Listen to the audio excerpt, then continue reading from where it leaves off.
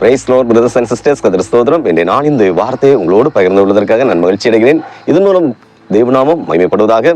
தேவன் நமக்கு தந்திருக்கும் இன்றைய நாளின் தேவ வார்த்தை நீதிமொழிகளின் புஸ்தகம் 21வது அதிகாரம் 31வது வசனம். குதிரை யுத்த நாளுக்கு ஆயத்தமாக்கப்படும், ஜெயமோ கர்த்தரால் வரும். ஹல்லேலூயா.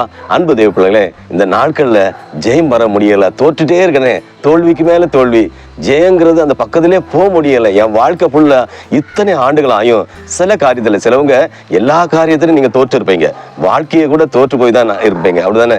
தேவப்பிள்ளை, அதை விடுங்க.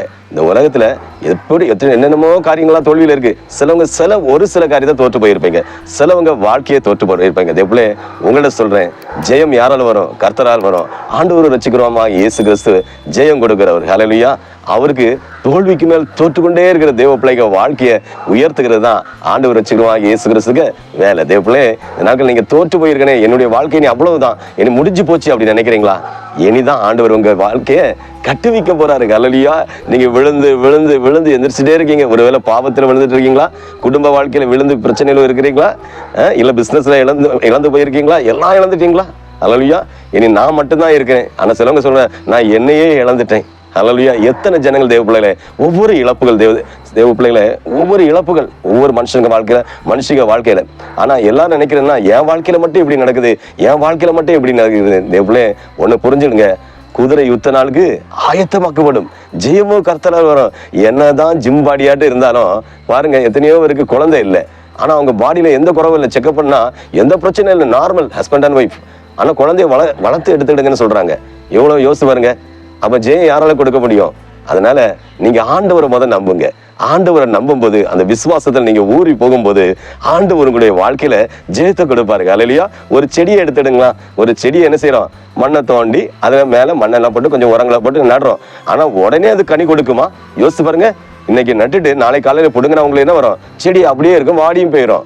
அதே போலதான் தேவ சமூகத்தில் நீங்க வரும்போது, நீங்க ஆண்டவர் சமூகத்தை தொடர்ந்து ஜெபிக்கும் போது, ஆண்டவர் உங்களுக்கு இறக்கம் செய்வார், ஜெயத்தை ஆண்டவர் கொடுப்பார். நீங்க ஆண்டவரை மட்டும் நம்பிருங்க.